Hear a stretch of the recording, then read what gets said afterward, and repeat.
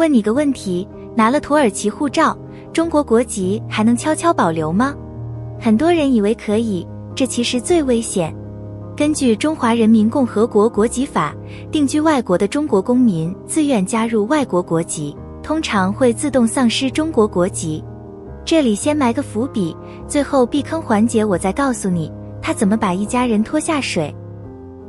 国籍冲突不是理论，它实实在在影响你的出入境、领事保护、社保、房产继承和孩子升学。一旦搞错，买单的往往不是你，而是你的家人。先说法律依据，国籍法第3条写得清楚，中国不承认本国公民具有双重国籍。也就是说，在中国法律眼里，你要么是中国人，要么不是。很多客户以为拿了土耳其护照，身份能低调保留，这恰恰是最危险的误解。那入籍土耳其之后，中国国籍到底会怎样？国籍法第9条规定，定居外国，自愿加入外国国籍的，即自动丧失中国国籍。注意2个词，定居外国，自愿加入，是否构成，以主管机关认定为准。但自动丧失不等于不用处理。拿到土耳其护照后，通常还得办户口注销，交回中国护照。没及时办，问题往往在换证、出入境或不动产登记时才暴露。光讲条文没感觉，我给你讲3个真实案例，细节都做了匿名处理，只讲教训。第一个，关于身份切换的误会。一位客户拿了土耳其护照，还是用中国护照进出中国，想在境内随时切换。但注意，境内持中国护照的人一般就被当成中国公民，官方通常不承认你另一个外籍身份，结果2个身份互相打架，两头不顺。第2个案例更让人心疼，有位客户入籍土耳其很多年，却一直没注销中国户口。去世后，家人办境内房产继承时，国籍状态和户籍记录对不上，公证和登记大幅拖延，身份不清，最后买单的还是家人。第3个是为孩子铺路的家长，他早早让孩子拿了外国身份，冲着华侨生联考去，却忽略了居留年限，临到报名才发现条件不满足。提前拿身份只是第一步，居住的证据链同样关键。那不承认双重国籍到底带来哪些现实风险？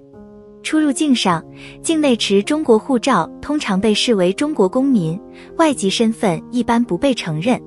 领事保护上，你以中国公民身份求助，可能和已入外籍的事实冲突。社保、医保资格也可能受影响。还有一个很多人忽略的点，跨境税务。税务居民身份和国籍是2套标准，换了护照不等于换了税务身份。他看居住天数和利益中心，跨境情况建议单独评估。说回华侨生联考，这里误区最多。